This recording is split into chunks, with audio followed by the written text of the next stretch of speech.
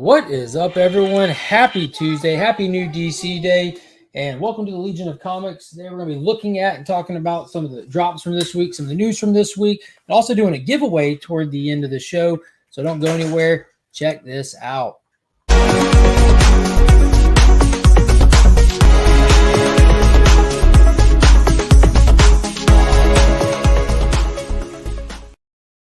All right, without wasting any time, let's go ahead and bring in the co-hostess with the mostest. We got Ryan, the new guy, the Cosmic Campfire himself.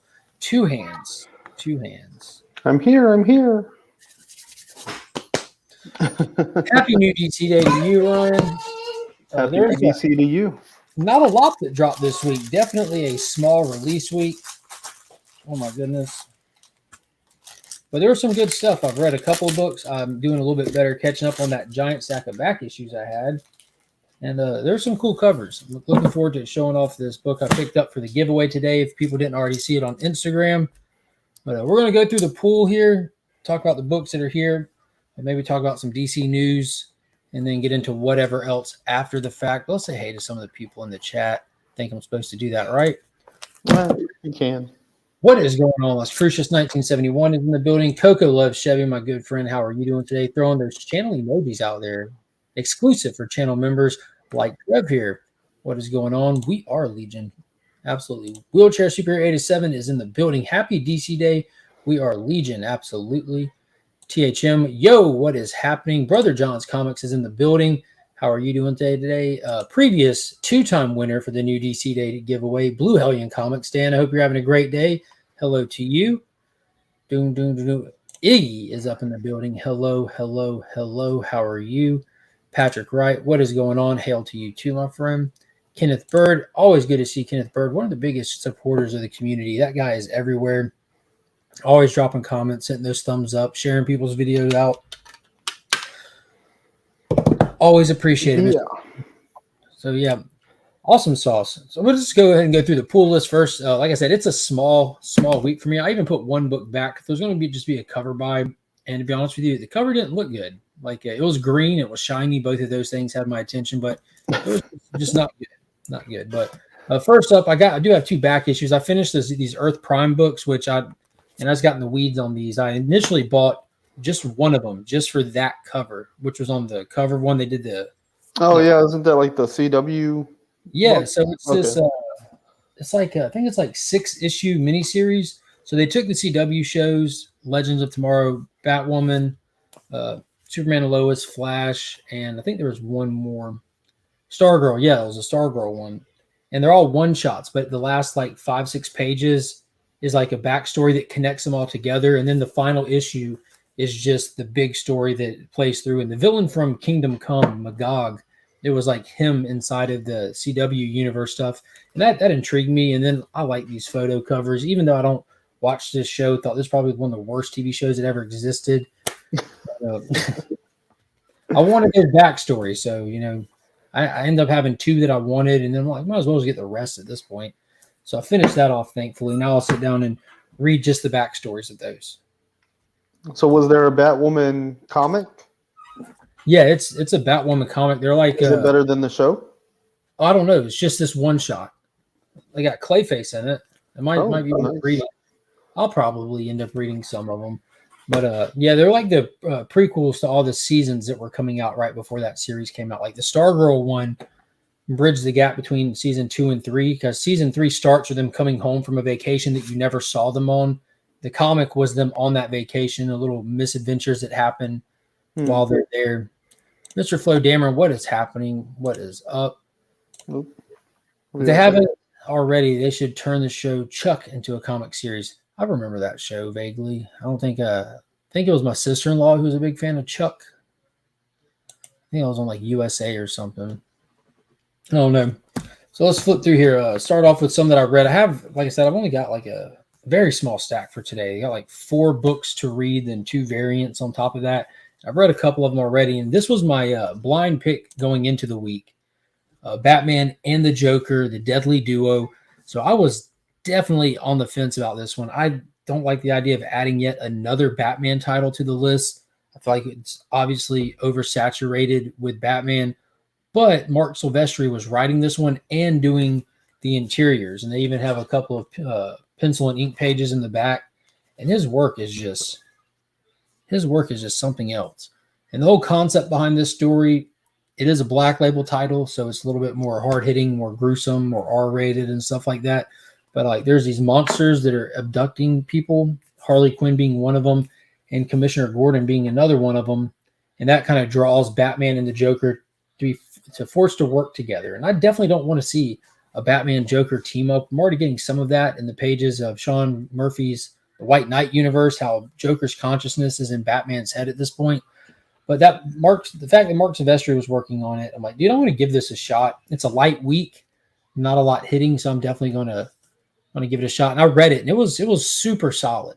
It was super solid. It's not a lot of content in it. It feels thin, especially for a Black Label title. But it was really cool. I'm definitely down for issue 2. See, we've got Mark and the cool, handsome man named Ryan. He's all of those things. I would describe him as hot and spicy. Hot and Spicy Chicks, cool show. What is going on? Never could figure it out. Is in the building. Dan says Stripperella was bad. Stan Lee was on it regularly. I remember that. That was like the Pam Anderson cartoon, I believe. Stripperella. I think that's the same one. Used to come on like Spike TV or something like that. And next up, this is pretty much an all Batman week. There's really nothing else going on to it. And I think the only title that wasn't Batman was a Mary Marvel, like Shazam, the new Champion Shazam book. And I think that was the only one I noticed that wasn't Batman adjacent. But Gotham City Year 1, issue 2 came out. So I enjoyed that first one heavily. This is Tom King's writing it. Phil Hesser's art is awesome. It's kind of perfect for it. I love the premise behind this one. It's set in Gotham City before its fall into madness, into depravity, like when it was kind of like a shining city, one of those beacons of hope type cities like Metropolis is. And this book is kind of giving us the event that changed everything, the event that was so heinous that the city never actually recovered from. And we're following the events of a kidnapping. It follows the Wayne family 2 generations before Bruce gets there, and the daughter of the Waynes has been kidnapped. And they don't know by who, they don't know why, anything like that. But they hire a private investigator, an old disgruntled police officer. He's got his own PI firm named Slam Bradley. They hire him to come in and take a look at it. They kind of introduce a really cool world with that first one. You kind of get a lot of interactions with like the Wayne's private security and how they know Slam. They have clearly have this troubled history with each other, a little bit of respect for each other, a lot of hate for each other. But they're able to kind of, I don't know, coexist in the same spheres and to a better cause. But they can get along and shoot the crap about the past while they're interrogating you with their fists, kind of thing. It was a really cool little angle to take. And Phil Hesser's art really lends to this world, to that time era. And there's a cool little twist in it. Slam Bradley gets brought in because the kidnapper sent a ransom note and requested that this private investigator be the middleman, the bag man, to handle the money and the exchange. So the Waynes kind of bring him in and expect him to help regardless of how he feels about it, and are willing to beat him into submission to get his help. You can find a good page here without anything that looks spoilerish. So yeah, Phil Hesser's art in this kind of is perfect for this type of story, this private detective, this noir feel. It's definitely interesting, and a lot of these characters clearly have a lot more going on with them. The missus of the house, Miss Wayne, she seems a little risque behind her husband's back. We'll see. Love the art in that book. Yeah, it's really good. Phil Hesser alone makes that book awesome. I agree. And the simplicity of the colors is very impactful. Yeah, a lot of shadows. It was really moody, very moody. Besides being a great artist, Phil Hesser is an amazing person. So here recently, I think it was on the Becker mystery box that I got, that $100 mystery box from Becker that was over $400 value. There's a Green Arrow book in there that was double signed and double remarked, one of them by Phil Hesser. So I've got that in the PC now. Greetings, Pops. How's it going? Big man is in the house. He doesn't need GCPD would be good for me. There's a GCPD book that just dropped that John Ridley's writing, so I'm staying all the way away from it. I actually just reluctantly read that Penguin One Bad Day that John Ridley just put out. Absolutely can't stand that person as a writer for DC. He just trashes every hero he writes about. Makes zero sense to me.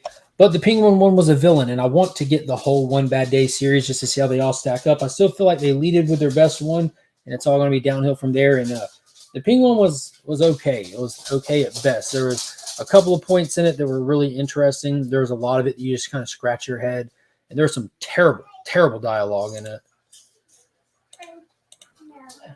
You on the phone? Who are you talking to? Nothing. What is going on, Comic Journey? Good afternoon, gentlemen, and gentle neutrals. All right, so next book up, and this one was phenomenal. We've got Dark Knights of Steel, back from its long break, number 8 of 12. So I did get a chance to read this one today. So that long break, I say it a lot. Like, I kind of get concerned that it's going to mess with the book's momentum. And I'm sure a lot of people that started reading this that didn't have it on their pool kind of just go into a shop and grab books off a rack. You probably lost a lot of those readers along the way with that kind of dead air in between those issues. But picking it up as a subscriber to the book, I feel like it really, really helped out a lot for me because there's some very shocking moments in this. You kind of realize this is Tom Taylor at his best when he's working on these Elseworld titles, these what-if titles where they're in their own little universe doing their own thing, like Deceased or Dark Knights of Steel here, because there was some major WTF moments. You just turn the page like, and the way that this ends, just I want the next issue now. I want it today. So this was really good. I highly suggest people going in. If you haven't been picking this up, it's on 8, so you should be able to get the first half of it at least in a collected volume. If it's not out now, it's got to be getting out really, really soon. Definitely suggest people reading this because that's where Tom Taylor really does his best work in those kind of titles. We have more people popping in the chat. Good afternoon. I meant year 1. Sorry, yeah, year 1 is phenomenal. My Pet Roscoe. There it is. Love Dark Knights of Steel. Yeah, it was really, really great issue. And then we've got boom, boom, boom. I have not read this one yet. I picked it up to read it, and I'm like, I'm kind of feeling the other ones a little bit more. But it's Batman 129 from Chip Zdarsky. If you were thinking I was going to pull another Batman title, you're right, because that's all that there is today is Batman. But Batman 129 from Chip Zdarsky, we're still inside the fail-safe storyline. I have not read this one yet. But that last one, by the time we got into that last issue, I'm like, dude, this is definitely fun. It's definitely action-packed. Jorge Jimenez's art is definitely perfect for this story. But I can't help but wish it was a Mazo instead of just a random Batman robot. I feel like they're having a hard time selling me that this robot's actually dangerous. It's just a robot. It's a robot. You have robots like Metallo out there. You have robots like a Mazo that are legitimately dangerous. This is just one that Batman built. It's just one that Batman built, like, I don't know. But it has all these little tricks. It's taking advantage of all of Bruce's little fail-safes around the city. So everyone's having a hard time getting their hands on it and shutting it down. But it's having zero problems just walking through the entirety at this point of the Bat family and what looks like the whole JLA. So, again, it's not bad. It's not bad at all. It's definitely fun. It just seems like it's the start to Chip Zdarsky's run. So this isn't a bad start to do something that's just dynamic, that's just fun. It doesn't have to be the defining story arc of Chip's run. From my understanding, he's going to be on this title for a good while. So, I don't really have any complaints. That's just like a little DC fanboy in me. Like, I just made me think of a Mazo. So now I can't picture it not being a Mazo. Give me a Mazo. But this is definitely a great kickoff point for Chip's run. It does have a backstory featuring the Batman of Zur-En-Arrh, which we saw Batman doing that weird thing with his consciousness, activating this other subconscious he has so that he can keep secrets from himself. They're giving us a year 1 of Batman of Zur-En-Arrh. So I actually think that that's super fantastic. And I had a hard time not getting that. I think it was a B or C cover where he was featured on the cover, which, man, it was gorgeous. But still stuck with my cover A, stuck to my guns. Hey, Ryan. Ooh, howdy. Let's see, Mark, the hair is on point today, homie. Thank you. This is literally bedhead. Literally bedhead. Will we ever get a good Lobo book again? Yeah, there's supposed to be a Lobo book coming out in just a couple of months. I can't speak for it being good or not. That last Lobo book was what? Superman and Lobo? It was, and it was terrible. It was from Black Label, Superman versus Lobo, and if it's any indication, it's a Superman book and a Lobo book that I didn't pick up. I was on the fence about it because it was Tim Seeley writing it. That's another one of those ones. He's he's either decent or completely miss. And for me, it was completely miss. It was just too stupid. Lobo was trying to trend on space internet, and like just I was out. This is dumb. The artwork was too cartoony and too campy. It went beyond just playful Lobo stuff. It didn't work. It just didn't work at all. It had some really cool covers though. I was wondering if Mark is actually Batman. I've never seen them together, and you never will see us together. Good afternoon, Brian LCS is here. DC ruined my Lobo, damn it. I'm pretty sure DC defined your Lobo, and you just haven't found him again since. They definitely didn't ruin it. Lobo's the main man. If you want, like, I love Lobo. Right there. Wasn't he in Zdarsky's End of the Justice League or whatever it was called? Last Ride. Last Ride, yeah. He was phenomenal. Yeah, he was awesome in that. Maxi series Last Ride, which was less than a year ago, but he's currently he just hit the pages of Deceased. So we're in the final volume of Deceased, and they're just now bringing in the main man. So when the entire universe at this point is in danger, when it's actually all gone to shit, now they activate Lobo in the story. And he comes in blazing saddles, my man, like an entire infected Thanagarian army swooping planet to planet, and Lobo, he basically gets his drink spilt. So he starts ripping wings off of Thanagarians, putting them on and flying up and just destroying their entire ships. Like, wow. Yeah, if you want Lobo, you should be reading Deceased right now while you wait on the next series. Because other than that, they did that series that featured Lobo, but it was about Crush, his daughter, Crush and Lobo, and that was a book themed for Pride Month because I think Crush falls under the LGBTQ category. I'm not sure. I'm not very familiar with her. Oh, the wife's home. Uh-oh. That's not an that's a good thing. She's not waiting on.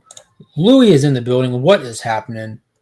Was Space Internet started by Starship Hulk? No, Starship Hulk wasn't allowed to exist until Space Internet. Good afternoon, babe. Hey. Why are you sad face? I'm tired. Oh. Here, you want my ring? This will make you happy. You feel the energy? Yeah. Hell yeah. Did you check out Batman and the Joker yet? Yeah. I started with that book. I heard Last Ride was a really good read. It was. I can't remember what issue it was, but there's this guy. He does oil painting. It was like his first comic cover ever. And it was this Dark Side Superman cover. He got a pooping dog today? She did get a pooping dog today. I don't want to talk about it. They're outside. What has been? Nothing. He was at school. Oh. He's fine. That's for both of them to play with. When you're playing with toys that poop, it requires two. That's fair. I may or may not have gotten another one of those dogs that birthed puppies because she was losing for puppies, and I was sad about it. This is getting weird. Leave it there. If I had known it was there, I wouldn't even have bought that one. I read an issue of Deceased, and it was good. Yeah, Deceased is fire. Yeah, I recommend. It always starts with the ring. Yeah, that was the Green Lantern ring from Halloween last night. Yeah, ends with the signature. Yeah. All right. Last book up was just a cover by amazing cover here. It's the same issue, Batman 129. They're doing these 90 retro variant covers, and they're doing, along with that, they're doing these foil emboss covers. No color necessary. You just take a foil, you emboss it, and you trade dress it. Even the trade dress is embossed. So they dropped this one and a Joker book, but not the Mark Silvestri Joker. It was the other Joker book because we need more. And it was all green and had a big Joker head. And I picked it up. I had it in my stack to buy. It wasn't on my pool. And then I'm like, you know what? This cover actually sucks. Like the cover was here. Like the image on it. Yeah. Like, this is fantastic of Batman fighting Bane. Like the image on the other one was just butt. I wasn't impressed by either of them, to be honest. But I know you love this one. Everyone loves this one. That's why I got two, because we're going to give one away today. And then the last thing I picked up, this showed up at the shop last week, and like I'll have that, is that Detective Comics that just released that facsimile. Oh, nice. Yeah, so I'm like, dude, I think it was like Dynamic Forces, if I'm not mistaken. It's a company like you can just order like their 9.8 of, or you can order their wheat kind of thing, and it's not guaranteed a 9.8. It's 6 or better is what it is. And this was one like I'm like, yeah, I'll take that. That's awesome. I'll never. Doesn't DC sell them direct also? Like 9.8s? I thought I'd seen something on their merch store recently. Oh, I didn't. It was like, buy this book as a 9.8. I was like, oh wow. See that? You should definitely let me know about that. I'm on the merch store regularly looking at stuff though. Yeah. It is shiny, silver foily goodness. That's all we need. More freaking foil. We do. So after you read it, CJ, you can wrap up your ham sandwich and save it for later. Super sweet. So yeah, if you want to go back and touch on any of those, I know you had to take a call, but yeah, I touched on that one. I read that one. That was the first book I read today. Well, I mean, what'd you think? Did it hit the way you expected, or it actually hit a little bit better because I was expecting it just to like there's highs and lows of it, just like with anything. Yeah. But it performed better than I thought it would. I thought it's just like it's an art gimmick book. Like it is. Like that's just what it is. Silvestri writing and doing the art, like but the art is really good. They did have him do pencils and inks on it, so like it can be really line heavy if that makes sense. Like I don't want to get into spoilers. I'm going to show you the video here. Just that cape. You know what I mean? So like how it's just so much texture. Yeah, just super line heavy. Because normally when you have a penciler and they send it to the inker, not the original artist decides what shows up at that point. So it's like it's a partnership between those two. Collaboration. Yeah, it's a collaboration. So what you see on the paper is not like when you see Jim Lee, it's not like that's just Jim Lee's art you're looking at. That's layers of artists. And sometimes some work better together than others. You know, Coletti was infamous for inking Jack Kirby because Kirby would work so fast. He's so damn good. He could work so fast, and it'd be hard for people to keep up. So Coletti would come in and just ink what he wanted to and block out stuff. Like instead of following Kirby's lines, he would heavily black out spaces to keep it moving. So like you can always tell when you're looking at books that they collaborated on versus other inkers. You know, it has a distinct different Kirby style to it. But so this is unique, and I don't know if that's normal for him to ink his own stuff or what, but it's just, you know, and as people get older too, their artwork shifts and changes. Neil Adams is a great example of that. It becomes like retro refined, if that makes sense. Yeah. Well, they say you have to, what is it? Like you have to learn to be complicated so that you can be simple. Oh, I don't know. You'd have to explain that one to the Rubik's Cube. Yeah, so I'm excited for Dark Knights of Steel, Gotham Year 1, 2. Monkey Prince is out this week, and that was the other one. Batman. There it is. Batman. There's a Captain Marvel book, a Mary Marvel book, and Monkey Prince were the two non-Batman titles. The rest were Batman adjacent. Yeah. Is this the last Monkey Prince? It's like issue 10 or something, isn't it? No, there's more. Yeah, I think it's like 10 or 12 or something like that. I was looking in a DC Connects from last week, and it had like the solicitation for Monkey Prince for January, and he was fighting the demon Nazah in it. Yeah, League of Comic Geeks has 10 issues listed. And number 10 drops January. Probably. Isn't there a date? Oh, yeah, January 3rd. So, yeah, that's probably going to be the last one before Lazarus Planet. John said, I got to get to the bus stop to pick up the kids, so I'm going to put a random hashtag for the drawing. We are Legion, foil, hashtag, winner, rig. We'll definitely go with one of those, John. Don't worry. I'll be sure to. We'll do foil today. It'll be DC. It'll just be foil when we get around. Oh, this cover has them fighting the devil. The devil and Nazah. Yeah. It's like a whole bunch of Monkey Princes. I guess he learned After Image. Isn't that like a After Effect? Is the editing tool, right? Yeah, it's adding effects like CGI stuff to your video. Maybe one. Oh man, dude, the BNC cover though, they have Supergirl on them. Yeah, we need more Supergirl and stuff. That's one Cover reason. B is an Edgiker cardstock variant, and it is pretty sweet. Are you just on Legion of Comic Geeks? Yeah, League of Comic Geeks. League of Comic Geeks. Of course, you know the amount of times I type Legion of Comics into my browser trying to get to this site. More than one, I hope. Nope. Yeah, definitely more than one. So what all do you have on your pull list for this week? That was basically it. So I think as far as Marvel and Indie goes, the only thing that I have is that trash Hulk series. That sounds exciting. Yeah. So it's terrible. I have Dark Knights of Steel, Gotham City Year 1, Monkey Prince, and then Punisher number 7, gonna be fire. And this number 1 called Hell to Pay. I don't really know what I'm expecting out of that, but we'll see. I've been trying to like kind of read some other number 1s and stuff lately, just like read at least one number 1 a week because maybe there's something worth adding to my list, you know. Are most of them been indies so far that you've been picking up, or have you tried to grab any of the Marvel number 1s dropping?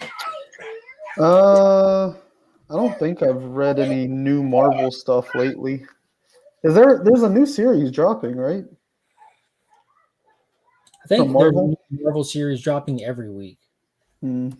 I thought there was something this week specific that people were kind of excited about. Let's see. But like last week, I tried Damn Them All, and that book is fire.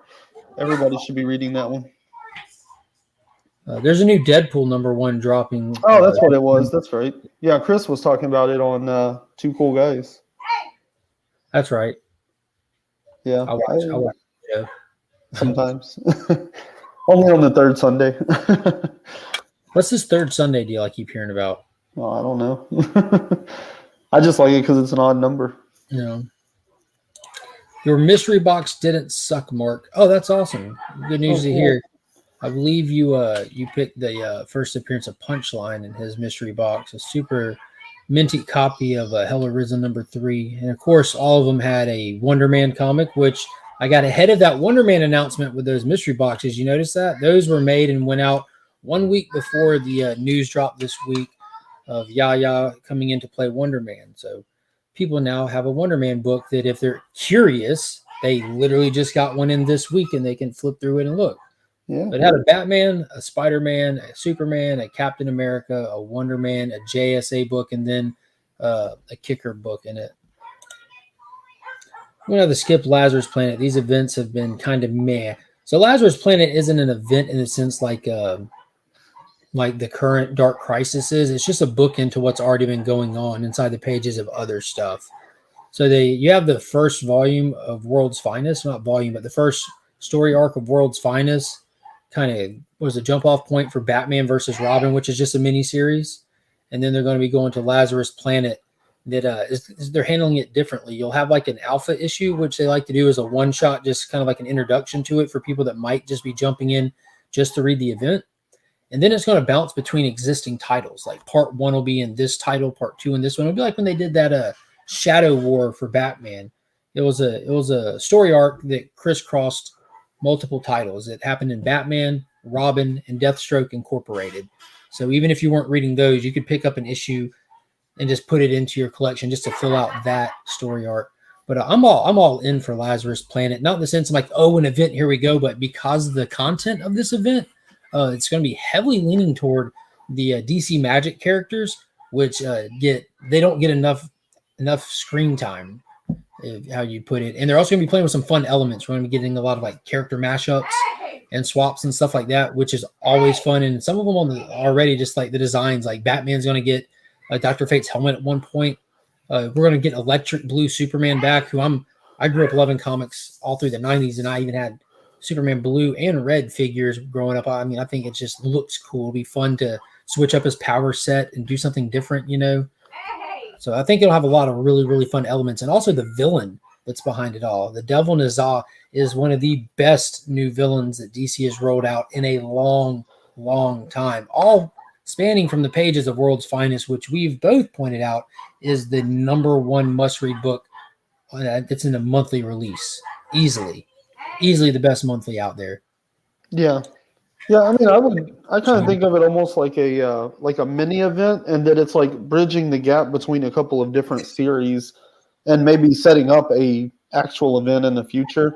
I think DC is just billing it as an event for marketing purposes, but I don't really see it as an event. It's more like a bridge between a couple different things that are going on. Yeah, I think it's just going to be trying to kind of they're going to use this to put the Devil Nazar up somewhere. And what's cool about the Electric Blue Superman in this versus the 90s is it's John this time. It's not Clark. It's going to be John, which if you notice too, I think that they've kind of been softly hinting at it coming already in the pages of Son of Kal-El, because he keeps having these power sets and these abilities where he actually activates an ability that he doesn't understand or why or how it activated in the heat of a moment of a battle. And life is moving so fast and events are happening so quick with him that he hasn't been able to stop and actually figure out what's going on, what he's capable of, if something's causing it, if it's naturally occurring. So we were kind of seeing John developing differently than his dad, you know. Yep. Thought it was electric red. All right, love you. Love you. Enjoy. I felt lost after losing the Swamp Thing series.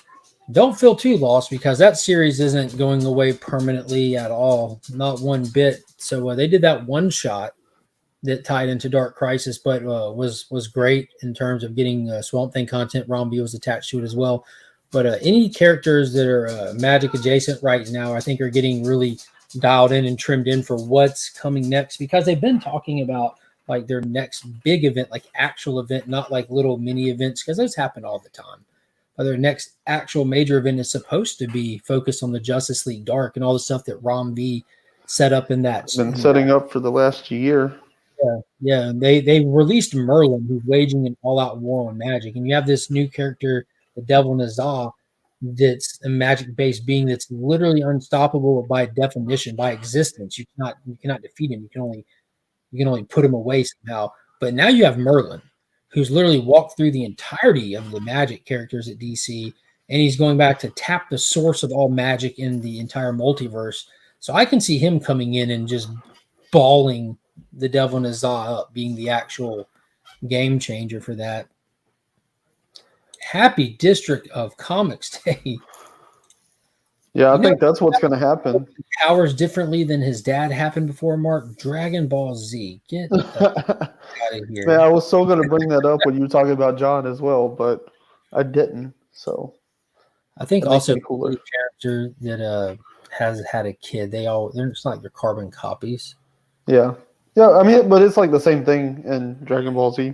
Gohan is Goku's son, and he's half human, and so his powers develop separately from his father's, slightly differently. And he's actually stronger because of his anger and rage, his human anger. Anger leads to hate. Don't characterize it all. Yeah. Yoda did it first, is what we just found out. If everybody wants to put #foil in the chat, the wife just decided to Belle to go take a nap, and the two little hellions are outside. So I want to go give me some of that. I want to go play with those little rascals. Dan said, I'm afraid that I'll feel the same way about Deceased from a miniseries standpoint. Let's see what Jason said before that. I felt lost. Oh yeah, I don't blame you. That feeling of, well, I didn't know that they were going to be doing this War of the Undead Gods finale. Like the way that he's done each of these series, he ends their story so well, but always leaves it where if you want to come in with a creative angle, you can do more. And they're calling it the finale, and of course it is the finale until they figure out another finale. Until it's not. It's that simple. We should go back and revisit and expand on books from long, long ago. Yeah, like 3 Jokers. Y'all thought that the Killing Joke was a one-shot, didn't you? I know. It took them 20 years to figure it out. 30. Took them 30 years. Jesus Christ. Took them 30 years to bring the sequel. At least they got Jeff Johns to write it. It was a good book, but it's just definitely not what I wanted out of that story, having seen where it actually built from. It was never originally intended to be a Killing Joke sequel, but whatevs. We get what we get, and we only pitch a small fit. So let me present screen share. Yeah. Giveaway tool. So put that hashtag foil in the chat. Collect some comments here. What'd you think about We Only Find Them When They're Dead? Oh man, I enjoyed it. Well, I like the fact that we actually finally got some purpose to why I call him Theory, the Malik android AI clone with his consciousness. I love the fact that they tied it to that new girl. I'm not going to remember all these names because we've jumped so many. Yeah, Bristow's daughter.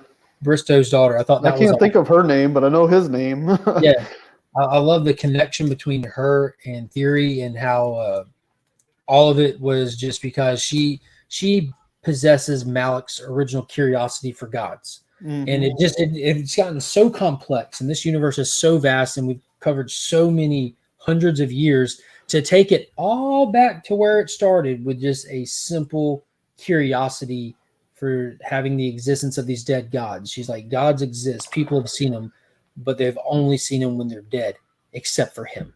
Yeah. And then they finally get through the thicket of everything, and the gods actually come to them for the first time in this entire series.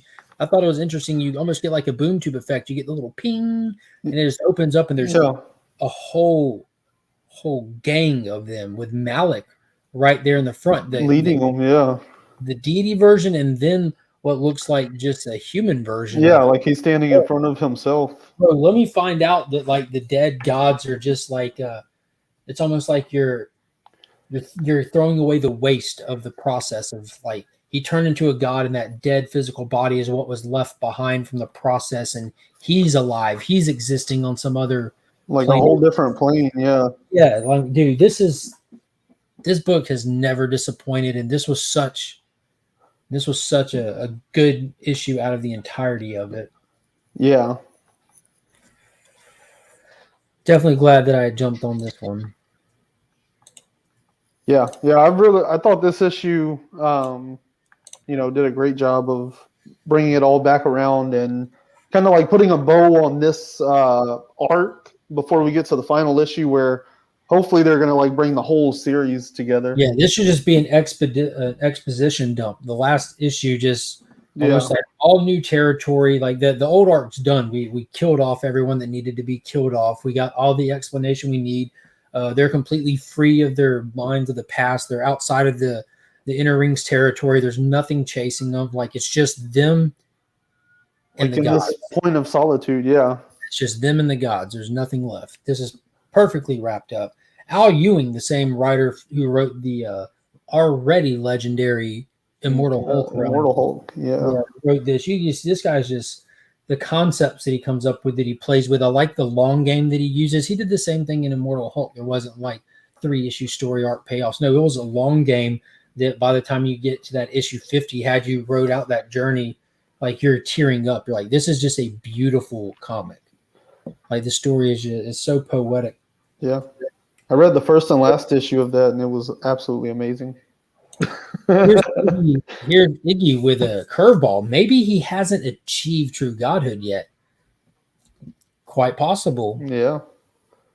Yeah, which is actually more interesting. So is he like a demigod? Is he ruling gods from outside of their own existence? He's stuck in their plane of existence, washing their big toes. Right. So little. Yeah. I don't know, but let's spin this giveaway wheel again real quick. If you haven't put hashtag foil, FOIL, throw it in the chat.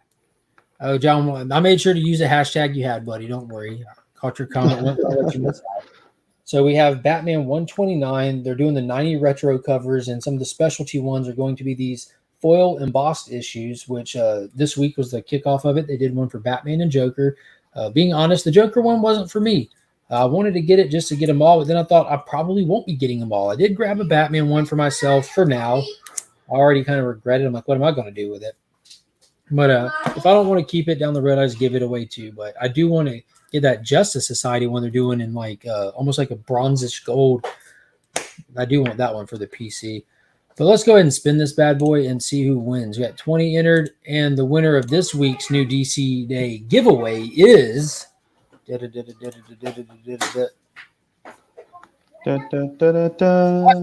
TJ. Congratulations, my man.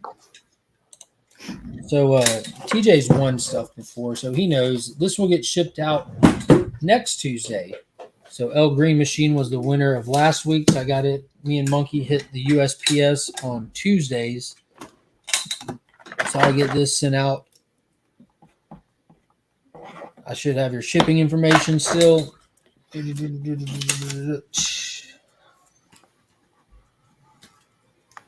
got TJ on there. I have so many show tunes in my head. Right. Absolutely. I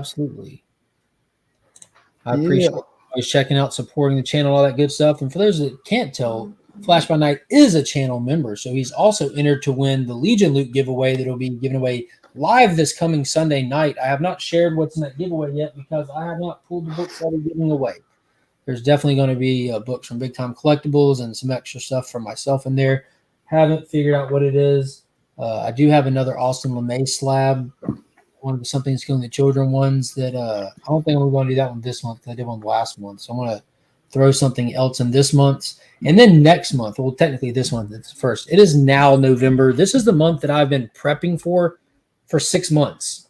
Ryan knows. The Legion Loot giveaway for November, I have been prepping for 6 months because this is the official month of Superman now. Next week, next Tuesday, 1 week from today, not only do we get the Superman 75 special edition with all the bonus content in the back from the creators, we also get the 30th anniversary special for Death of Superman. 4 brand new stories from the entire original creative team from the Death of Superman 30 years ago. The introduction of the new character Doombreaker, all kinds of great stuff. And what I'm most excited about is all the little extra stuff that's coming with it, the conversations from the creators and all that kind of stuff out. But I cannot wait. There's tons of great covers. That's the one that Big Time Collectibles did the gold foil variant for. That's already like a ridiculous, almost $1,000 book. So if you ordered it, good. If not, that's going to be a hard one to collect unless you just want to throw a lot of money at something like that. But it sold out in mere minutes. They also had the silver foil one that sold out. And then that red foil, New York City Comic-Con exclusive, is a copy of the Superman 75. So that should be getting released next week and started shipping. I cannot wait.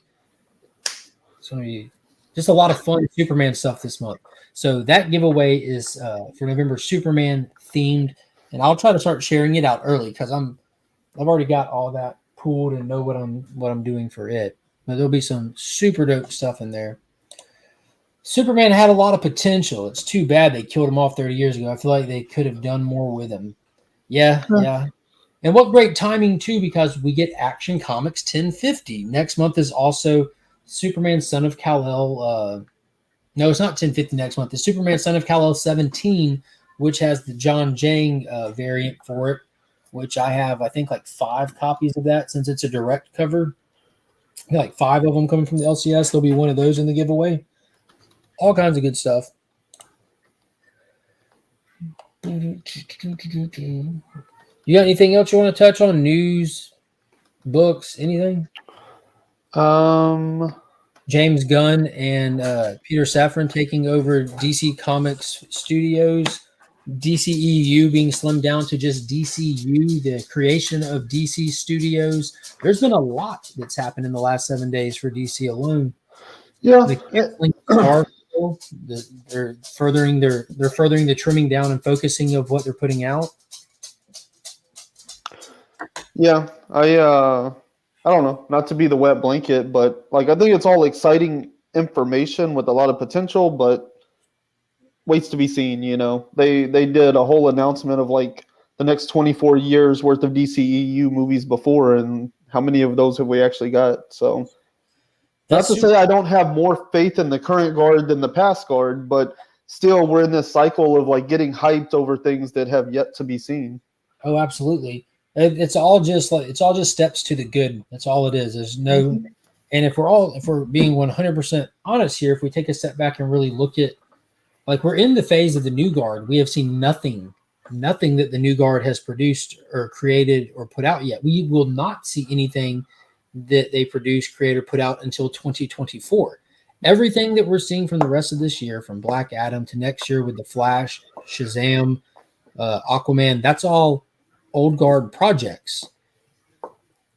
But that doesn't mean they haven't like come in. And we know they've done reshoots with the New Guard. Yeah, I was gonna say like old guard projects with a new guard touch. So yeah, so we won't see what they really have planned until they start making some actual announcements. Until like anything past Blue Beetle and Aquaman, like completely like we won't know what creative direction they're going in at least.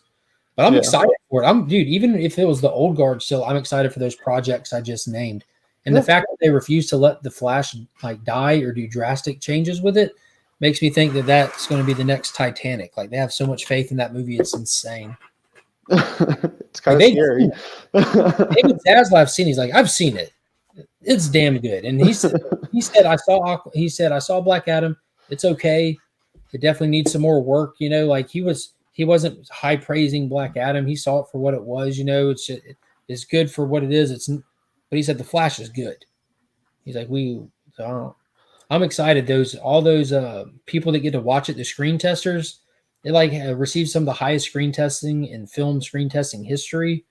And that's pretty crazy thinking that the people that attend those, I'm sure, know about Ezra Miller and probably are not fans of his, you know, and for them still to come out and give it those kind of, well, we'll see.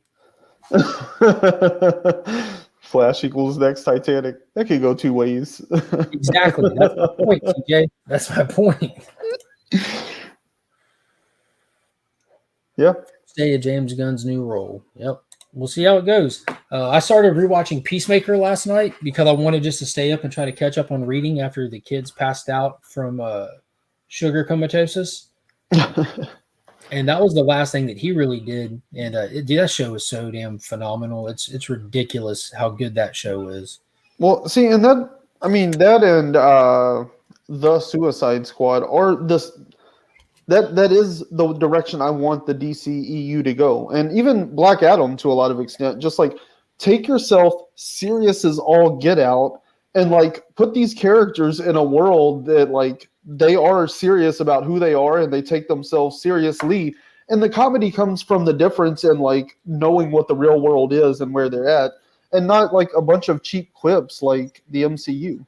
Like that's what made Peacemaker so good is like how serious John Cena played that character. Like all the characters are just like played so straight, and then the world is incongruent with that.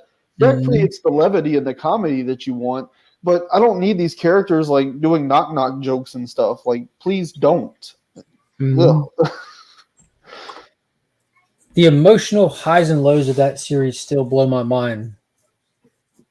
Blows my mind. Yep.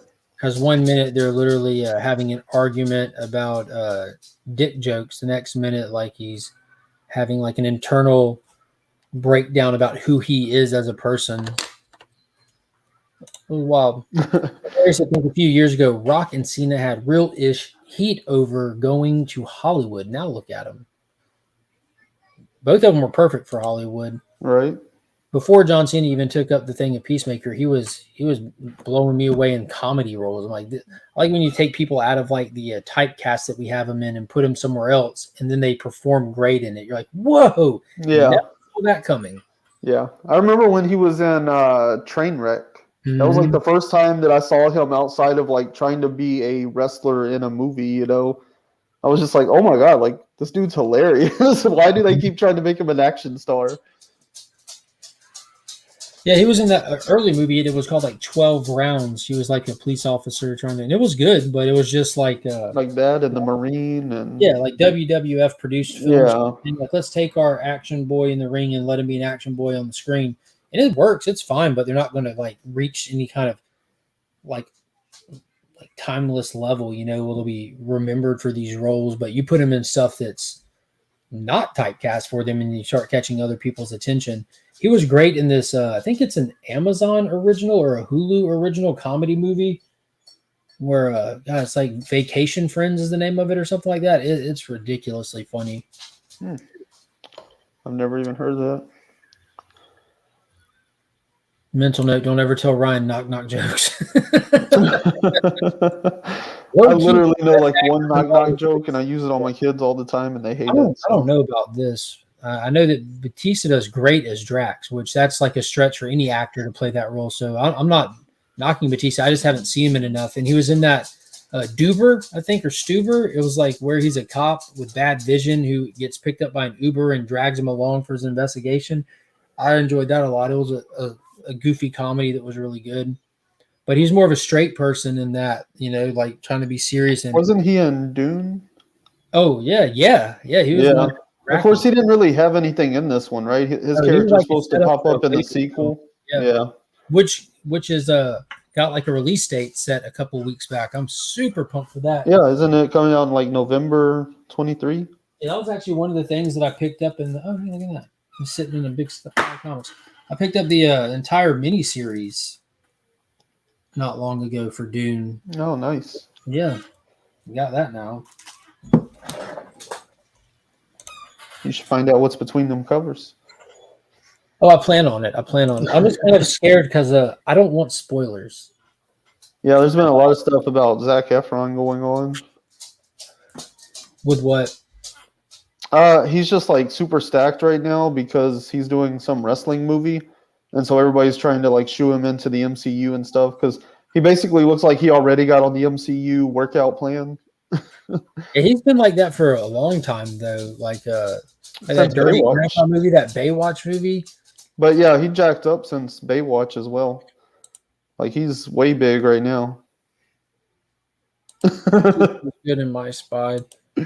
Batista was in some kid spy movie I meant to watch. I guess that one, My Spy. I don't know. Zac Efron would have been a great casting choice for Adam Warlock.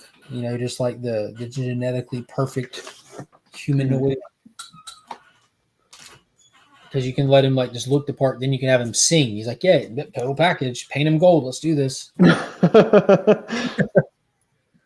All right, well, I'm going to go ahead and cut it off here. The kids are out there swinging, and Monkey's just watching Finn swing because someone's got to push her, and Kyle's unbailed for bed. Cool. But I appreciate everyone hopping in. Congrats again to Flash by Night for winning today's DC giveaway. Next week, the big Superman week kicks off November. I'm looking forward to it. Can't wait. And hey, Comic Vet. Hey, buddy. Hey. That guy showed up. Hey. So appreciate everyone, and we'll leave you with a video clip that'll play until I end the video, which will probably be way before the video ends. We are Legion. And you're welcome to come.